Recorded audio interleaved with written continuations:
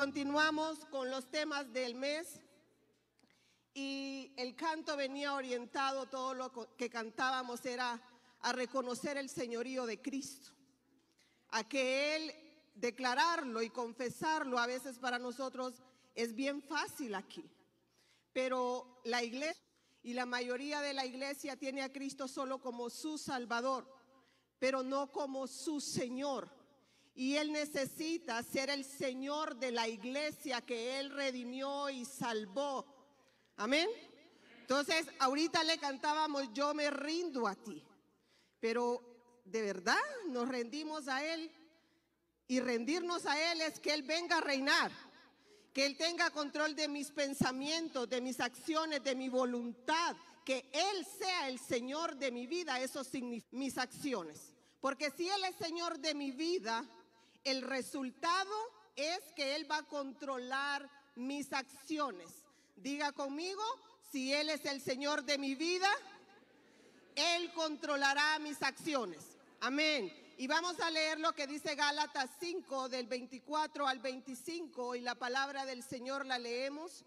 Dice, pero los que son de Cristo han crucificado la carne con sus pasiones y deseos. Si vivimos por el Espíritu, andemos también por el Espíritu. Y es que las Escrituras, iglesia, nos muestran un aspecto importante y extraordinario. Tener a Jesucristo en el gobierno de nuestra vida es la representación más significativa de libertad que podemos gozar en Él. Solo hay dos señores. El nuestro, que es el Señor vivo, y el Señor de señores. Y aquel que es de las tinieblas. Y los seres humanos, nos guste o no, fuimos hechos para vivir en sujeción. Ya sea de un reino o ya sea del otro reino. Amén. Pero los que hemos sido lavados con la sangre de gobernaba, ya perdió el poder, el dominio y el señorío sobre nosotros. Él ya no es nuestro Señor. Nuestro Señor es Cristo Jesús. Amén. ¿Usted lo cree? Qué bueno, dele palmas al Rey. Y me encanta porque nosotros reconocemos lo que yo le acabo de introducir gracias a la obra que Él ha hecho en nosotros. El pecado ya no controla mis acciones. Y me encanta cómo Él lo recalca a Jesucristo, y Él lo dice tan claro.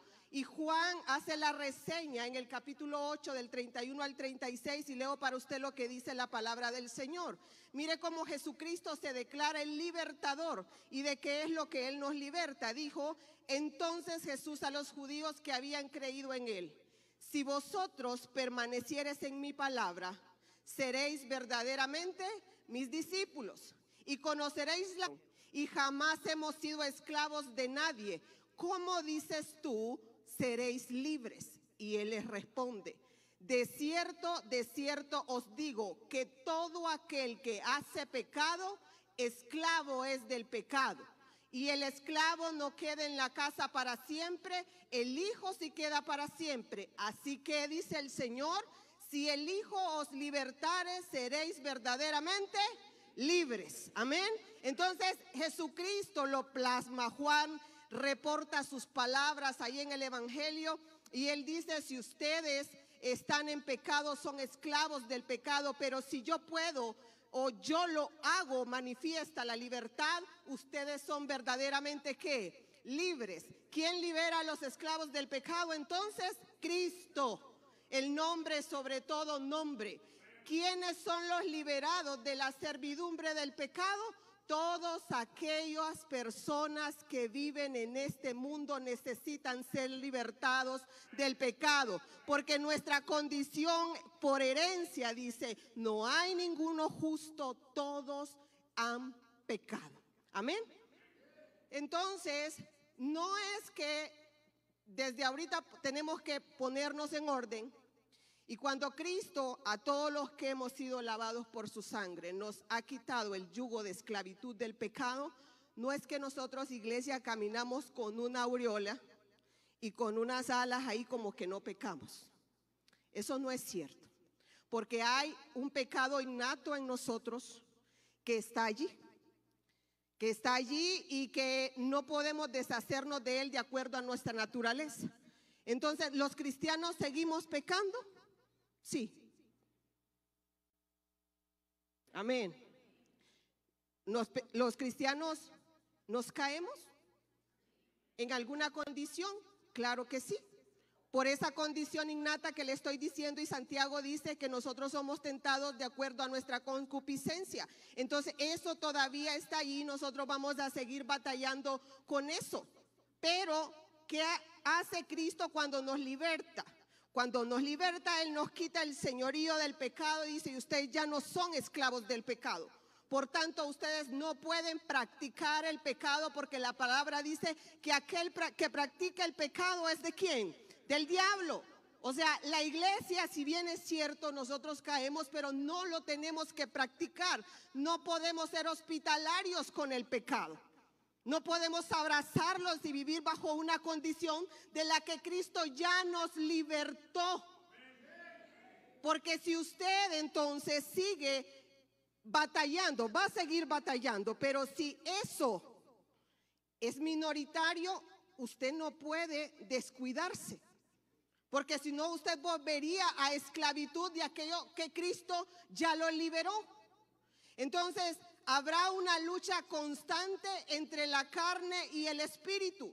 Y eso nosotros lo vamos a batallar siempre, iglesia, hasta que nosotros seamos redimidos, transformados en la gloria de Cristo. Gálatas 5:17 dice, porque el deseo de la carne es contra el espíritu y el del espíritu es contra la carne. Y estos se oponen entre sí para que no hagáis lo que queréis.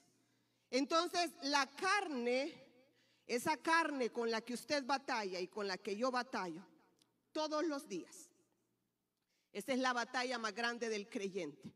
A veces no es ni contra Satanás, sino contra ese deseo que se quiere salir. Porque solo basta un toque exterior para que eso que está en nosotros pueda resurgir nuevamente.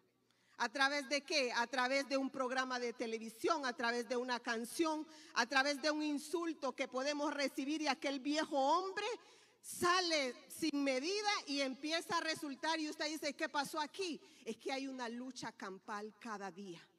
Cada día nosotros tenemos que rendirnos a Cristo como lo hemos cantado y decirle, tú eres el Señor de mi vida, yo no soy esclavo del pecado, por tanto ayúdame. Ayúdame a pasar cada día glorificándote a ti. Entonces la carne no puede ser educada, iglesia. Ella solo puede ser disciplinada o sometida. Amén. Por eso Pablo decía, yo golpeo mi cuerpo, yo lo someto, porque esa carne se quiere ¿qué? Rebelar, esa carne quiere salir, pero yo tengo que someterla. Entonces la carne no puede ser educada, ella tiene que ser disciplinada o sometida, y eso es con la ayuda del Espíritu Santo. Ahora bien, el pecado, dice Romanos 6:14-18, ya no tiene dominio sobre ustedes. Y eso usted tiene que llevárselo aquí y que baje esa palabra a su corazón, porque usted ya no es esclavo del pecado. Mire cómo lo dice Pablo en Romanos 6:14-18. Porque el pecado no se enseñoreará de vosotros, pues no estáis bajo la ley, sino bajo la gracia. ¿Qué pues? Dice Pablo. ¿Pecaremos porque no estamos bajo la ley, sino bajo la gracia? En ninguna manera. ¿No sabéis que si os sometéis a alguien como esclavos para obedecerle, sois esclavos de aquel a quien obedecéis? Sea del pecado para muerte o sea de la obediencia para la justicia. Pero gracias a Dios, dice Pablo, que aunque erais esclavos del pecado, habéis obedecido de corazón aquella forma de doctrina a la cual fuisteis entregados, y libertados del pecado, vinisteis a ser siervos ¿de qué? De la justicia. Entonces yo antes le dije que el hombre fue diseñado para vivir en sujeción. Y pareciera extraño que usted me diga, pues entonces yo dejo de ser esclavo del pecado, y dice que me convierto en esclavo ¿de qué? De la justicia, de Cristo. Pero hay una diferencia en la esclavitud que el pecado nos hace, porque tiene obras de vergüenza. Es como esa cadena que nos aprisionaba, como que estábamos encarcelados en vicios, en situaciones deplorables, que quizás ahora, cuando nosotros recordamos esas cosas, nos da vergüenza saber el fruto o las obras que estos producían. Pero la esclavitud que tenemos para justicia, que la palabra justicia aquí significa rectitud, o sea, el Padre nos está diciendo, ustedes ya no son esclavos del pecado, son esclavos de la rectitud y de la santidad. Amén. Y ese producto o ese fruto que usted va a obtener no son obras de vergüenza como las que obteníamos cuando estábamos sin Cristo y éramos esclavos. El fruto que recibimos de las obras de justicia que Cristo hace en nosotros y de la vida recta que vivimos es porque nosotros vamos de gloria en gloria y de victoria en victoria.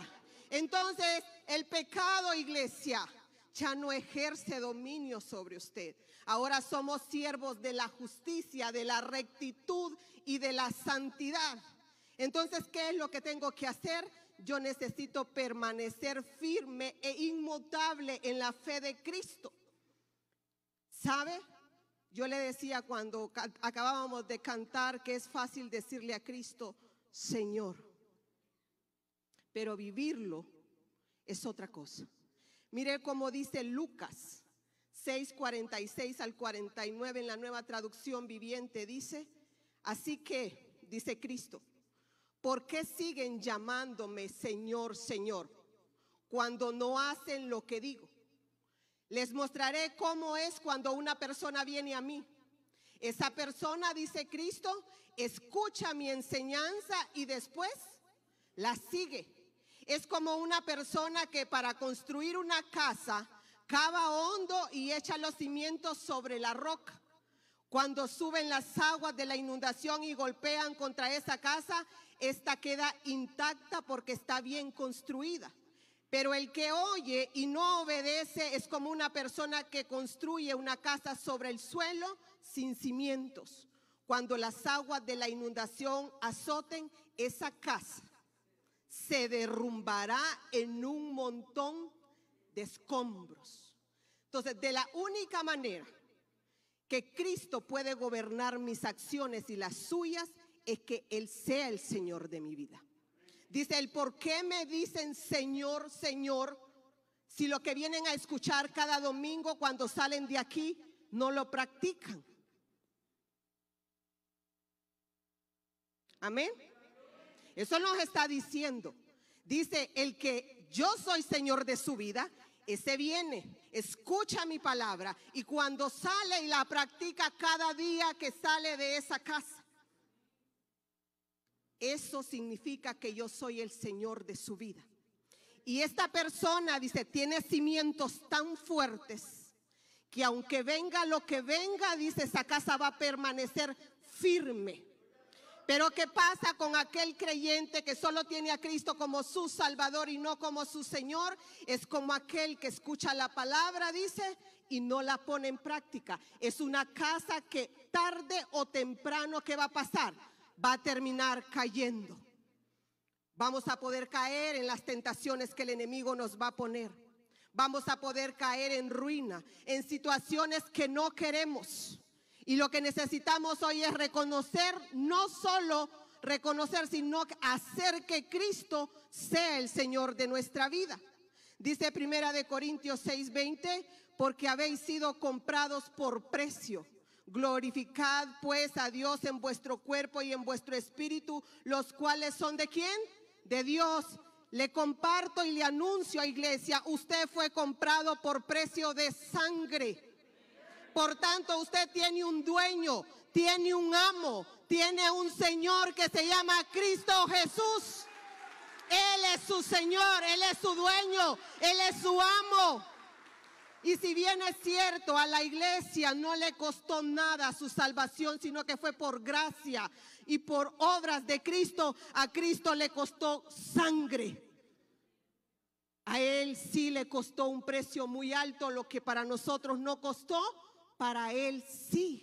Entonces dice, necesitamos permanecer firmes, necesitamos ser obedientes. Segunda de Timoteo dice, porque no nos ha dado Dios un espíritu de cobardía, sino de poder, de amor y de ¿qué más, iglesia? De dominio propio. O sea que las tentaciones, las diferentes situaciones que nosotros pasemos, no las pasamos solo. ¿Sabe qué?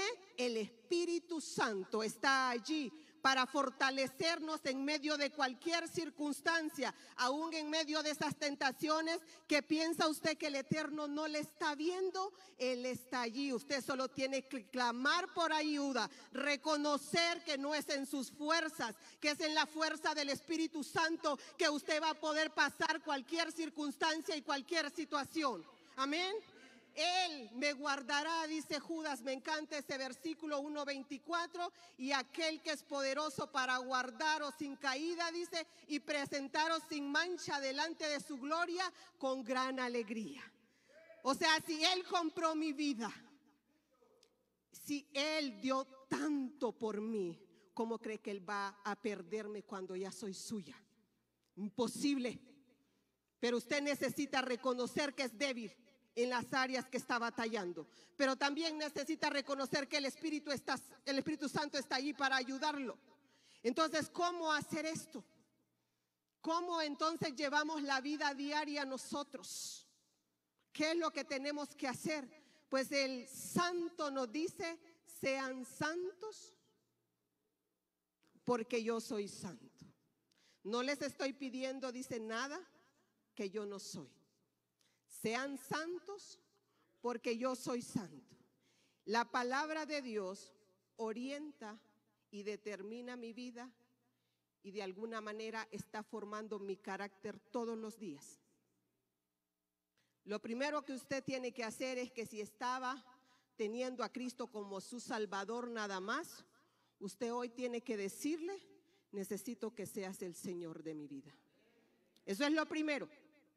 Luego, nosotros necesitamos ser santificados cada día, iglesia, todos los días. Y hay en la palabra el reconocimiento de la santificación y está en dos posturas, literalmente. En aquella santificación que es posicional, cuando nosotros aceptamos a Jesucristo y entonces dice que Él nos traslada de las tinieblas a su luz admirable y Él nos adopta en su familia, y eso es un evento único porque Él nos separa de donde nosotros estamos y nos coloca ¿qué? Bajo su dominio y bajo su gobierno. Pero hay una santificación progresiva que nosotros tenemos que ser partícipes de esa. La primera santificación de la que le hablé es una obra absoluta del Padre y de Cristo. Él lo hace por nosotros, nos separa, nos aparta para vivir para Él. Pero la santificación progresiva que la iglesia debe llevar, Él tiene todo que ver, pero nosotros tenemos que poner de nuestra parte. En la santificación progresiva que vamos siguiendo, dice que la santificación, mire, es llevada a cabo por Dios. Primera de Tesalonicenses nos dice eso en el capítulo 5, versículo 23, dice, y el mismo Dios de paz os santifique por completo y todo vuestro ser, óigame bien, todo, no solo partes, todo, dice, espíritu, alma y cuerpo sea guardado como irreprensible para la venida de nuestro Señor Jesucristo. Entonces, nosotros no podemos santificarnos a nosotros mismos, ¿verdad? Usted escucha desde este púlpito que siempre estamos diciéndole a la iglesia, usted necesita vivir en santidad, pero la verdad es que es Él el que hace la mayor parte y nosotros le colaboramos a Él porque dice que Él santifica todo nuestro ser, nuestro espíritu, nuestra alma y nuestro cuerpo. Y Él utiliza un agente, y el agente que Él utiliza para esta santificación es el Espíritu Santo. Segunda de Corintios 3:18 dice, por tanto, nosotros todos, mirando a cara descubierta, como en un espejo, la gloria del Señor, somos transformados de gloria en gloria en la misma imagen, como por el Espíritu del Señor. Esta gloria y gloria que dice ahí, a veces nosotros lo tomamos como que vamos avanzando económicamente y vamos de gloria en gloria, de bendición en bendición. No, esa gloria es que cada vez Vilma tiene que dejar a la Vilma antigua allá. Tiene que cada día estar más lejos y Cristo debe reflejarse a través de Vilma cada día más. Eso significa que yo voy ¿de qué? De gloria en Cristo Jesús, y esa obra solo lo hace el Espíritu Santo en mí. Amén. Pero, ¿qué pasa? Ya vimos que el Padre se encarga de una parte, que el Espíritu es el agente que Él utiliza, pero yo necesito utilizar los medios de gracia que Él me da. ¿Qué medios, hermana? La oración, la palabra, el ayuno, el congregarme y estar aquí reunida con mis hermanos para alabarle, para bendecirle. Todas esas son acciones o medios de gracia que Él nos da para que nosotros, si fallamos, dice, tienen un abogado que Él es fiel y justo, que está intercediendo por ustedes, que no los va a destruir, los va a levantar y los va a limpiar. Pero usted, ¿qué tiene que hacer? Confesar sus pecados, confesar aquello que está malo y decirle, lo siento, perdóname, por favor, ayúdame y reintégrame al camino nuevamente de la santidad. ¿Sabe? Él es fiel y justo. Y Él no está con el dedo acusador. Eso sí, iglesia. Él necesita una iglesia que viva en santidad. Amén. Pero los cristianos nos caemos y dice, Él nos levanta. ¿Usted lo cree? Amén. El medio que Él utiliza para limpiarnos cada día es su palabra. Juan 17:17 dice, santifícalos en tu verdad. Tu palabra es verdad. ¿Y sabe cuál es el otro participante del proceso de santificación? Usted y yo, el creyente. Dice 2 de Timoteo 2:21, así que si alguno se limpia de estas cosas, será instrumento ¿para qué? Para honra, santificado, dice, útil al Señor y dispuesto para toda buena obra. Amén. Dice, si ustedes se disponen a caminar de gloria en gloria, si ustedes permiten que mi Espíritu Santo los guíe cada día, que los ayude a vencer esas situaciones de pecado con las que están batallando, esas caídas que tienen y a veces piensan que la culpa los está matando y no quieren ni siquiera servir y no quieren ni siquiera hacer nada porque el enemigo viene y le viene a recordar situaciones en las que usted ha caído. Iglesia, quiero decirle que el único que tiene la capacidad de limpiarnos es Cristo. Y Romanos 8 dice que ya no hay condenación para los que están en Cristo Jesús. Por tanto, si usted está batallando con alguna área de su vida, usted tiene que ir bien claro hoy que el proceso de santificación es un proceso continuo que nosotros vamos a llevar hasta que nosotros, ya sea que Cristo venga por nosotros o nosotros vayamos a Él y partamos de esta tierra. Pero eso no significa que la iglesia va a vivir como el mundo. La iglesia necesita operar bajo el medio, que es la palabra, y ponerse a disposición de la gente, que es el Espíritu Santo. En la santificación progresiva, se lo repito, Dios hace la mayor parte, pero nosotros tenemos que colaborarle a Él. Utilizar los medios de gracia que Él nos ha dado. Utilizar los medios de gracia que Él ha dispuesto para nosotros y disponernos. Y dice, me encanta este versículo último que leímos, dice, si alguno se limpia de estas cosas, será instrumento para honra, dice, santificado, apartado ¿para qué? Para honrarle a Él, para glorificarle a Él. Dice, si tú te santificas cada día, si en la pelea tú te caes y te levantas, yo estoy ahí para sostenerte. Pero necesitas reconocer cuál es la debilidad que tienes, en qué es lo que estás sucumbiendo cuando viene a ti. Tú necesitas reconocer que yo soy el Dios poderoso que te puedo sostener. que te puedo sacar de cualquier hoyo, de cualquier agujero o de cualquier lodo, por grotesco y feo que sea. Cristo es el único que tiene la capacidad de limpiarnos, iglesia. Así es que deseche toda culpa en su corazón por alguna caída que usted ha tenido y póngase a cuentas con el Eterno y dispóngase y dile: yo quiero ser un vaso de honra. Yo necesito ser un vaso que te glorifique, que te exalte, que haga ver que tú eres el Dios todopoderoso, porque dice que Él es el mismo ayer, hoy y por los siglos. Iglesia, nuestro Dios no ha cambiado, Él sigue siendo el Dios que abre el mar. Pero usted necesita hacer que Cristo sea el Señor de su vida. Ya no lo tenga solo como Salvador, porque Él ya hizo su parte. Pero Él necesita, dice, que nosotros lo entronemos en nuestro corazón. Y concluyo de la siguiente manera. Dice: gracias a la libertad que Cristo nos ha dado, ¿qué pasa? Hoy tenemos un corazón con sensibilidad espiritual, lo que el mundo no tiene, iglesia. Por eso es que nosotros podemos caer, y como somos sensibles porque hay un nuevo nacimiento en nosotros, entonces nosotros reaccionamos ante el pecado y ante la situación que estamos y le decimos: yo pequé, y lo reconozco.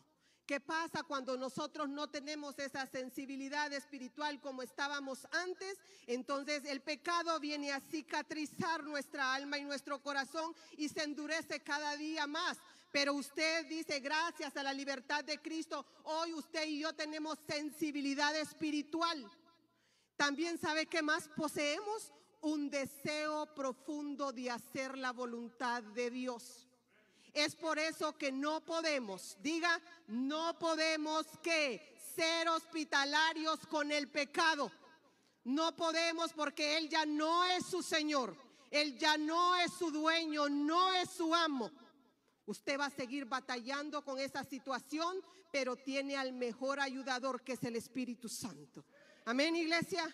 Gracias, Espíritu Santo de Dios. Dele palmas al Rey, al Espíritu Santo y a su palabra y al Padre por refrescarnos en esta mañana.